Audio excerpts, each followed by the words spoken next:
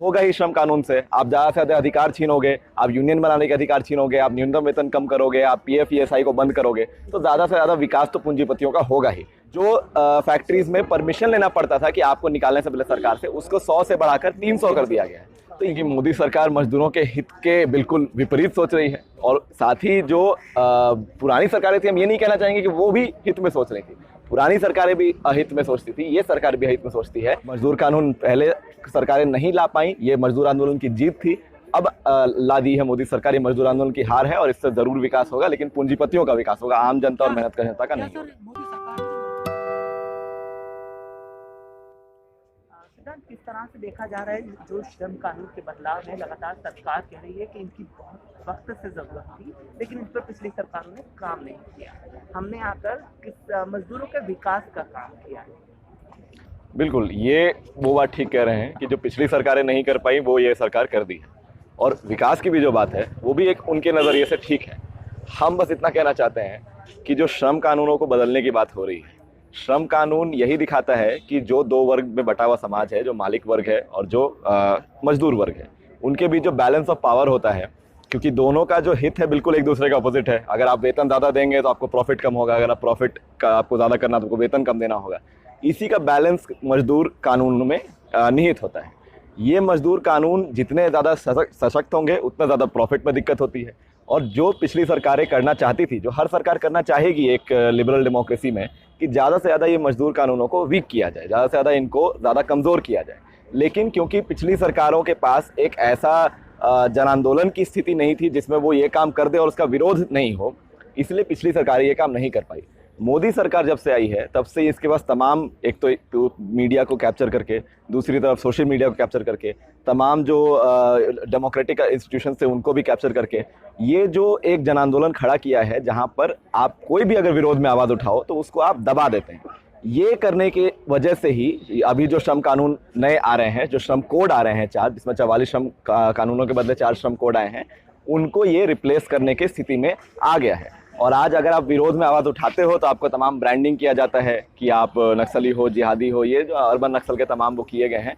और एक section of जनता पर इनकी पकड़ भी है जो इस चीज़ को एक्सेप्ट भी करता है। तो ये जो ताकत है मोदी सरकार के पास, ये जो उनका एक तरीके से उनके लिए हम अचीवमेंट ही कह सकते हैं, और हमारे लिए हम कह सकते हैं कि हमारा आंदोलन पीछे गया है इसकी वजह से ये हुआ है, मजदूर आंदोलन पीछे गया इसकी वजह से हुआ है। ये इसी कारण से ये सरकार ये करके आई। और जो विकास की बात है वो तो बिल्कुल, जो पूंजीपतियों का विकास जिसको वो कहते हैं, जो एक डेमोक्रेसी में, लिबरल डेमोक्रेसी में विकास होता है, जो होता है कि कैपिटल का जितना आप सेंट्रलाइजेशन कर पाओ, जितना आप उसका केंद्रीकरण और संकेंद्रण कर पाओ, वो तो होगा ही श्रम कानून से। आप ज़्यादा से ज़्यादा अधिकार छीनोगे, आप यूनियन बनाने के अधिकार छीनोगे, आप न्यूनतम वेतन कम करोगे, आप पीएफ ईएसआई को बंद करोगे, तो ज़्यादा से ज़्यादा विकास तो पूंजीपतियों का होगा ही। तो यही हम कहना चाहेंगे कि बिल्कुल सही बात है, ये मजदूर कानून पहले सरकारें नहीं ला पाई, ये मजदूर आंदोलन की जीत थी।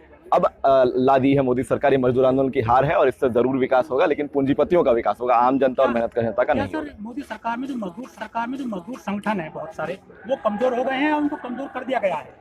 ये दोनों ही बात है, क्योंकि जब से 1991 से ये नीति आई थी, नई आर्थिक नीति आई थी और न्यू लिबरलिज्म का एक एरा आया था, उसके बाद से ही जो मजदूर संगठन थे हमारे देश में, जो केंद्रीय मजदूर संगठन थे और जो छोटे मजदूर संगठन भी थे, उन्होंने ये चीज़ को समझा। लेकिन ये चीज़ पर एक जो मुकम्मल लड़ाई होती है, जहाँ पर आपके अधिकार के लिए आपको लड़ना होता है, एक अनिश्चितकालीन हड़ताल के थ्रू लड़ना होता है, एक निर्णायक लड़ाई के थ्रू लड़ना होता है, उन्होंने लड़ा नहीं।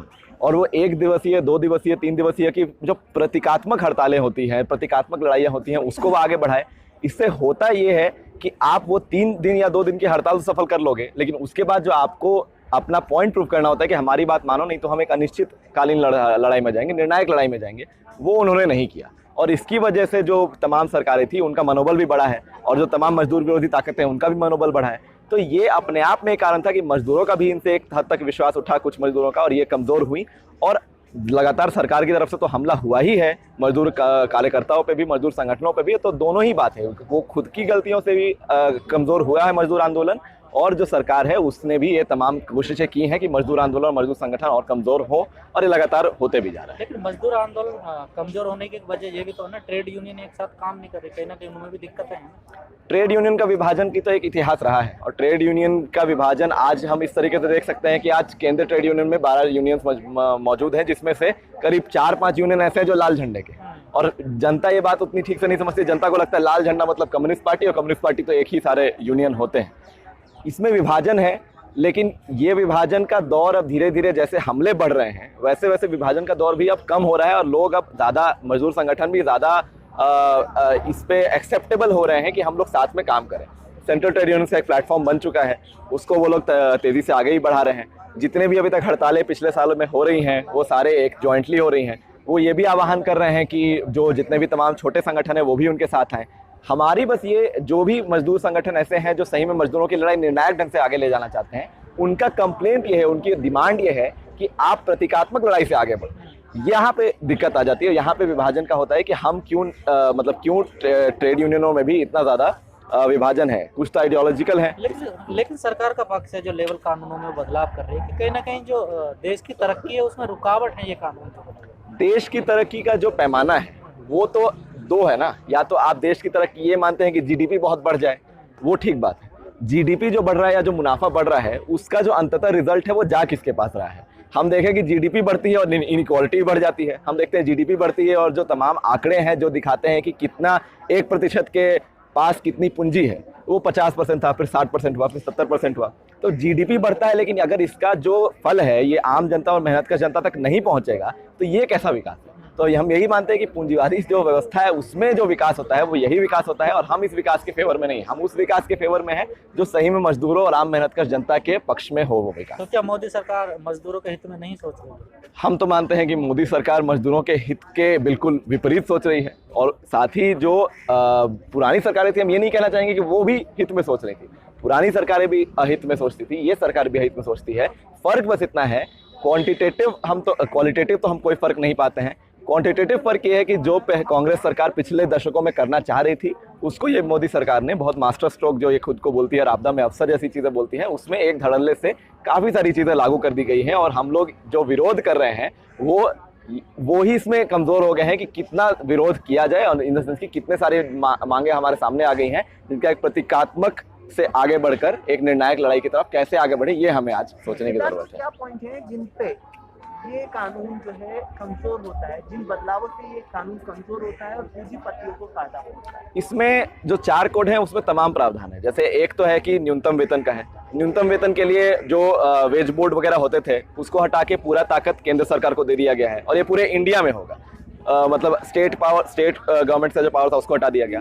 कॉन्ट्रैक्ट लेबर सिस्टम में जो पहले होता था कि 20 से कम मजदूर वाली जगह पे कॉन्ट्रैक्ट लेबर सिस्टम के कानून नहीं लागू होंगे, उसके ऊपर में लागू होंगे, उसको 50 कर दिया गया। इसके साथ फिक्स टर्म एम्प्लॉयमेंट ला दिया गया है जिसमें स्थायी नौकरी को खत्म किया जाएगा। हायर एंड फायर का सिस्टम लाया गया है जिसकी वजह से भी स्थायी नौकरी का जो बेनिफिट्स वगैरह मिलते थे वो खत्म किया गया है। और जो हम परमानेंसी की डिमांड करते थे, अब तो हमें परमानेंसी से पहले तो ये डिमांड करनी पड़ेगी भाई हमें एक ऐसे काल तक काम पर लो जहां हम कह सके कि हम कर्मचारी हैं, नहीं तो हम तो गुलाम की तरह रहेंगे ना। अगर आप कभी भी हायर करो, कभी भी फायर करो।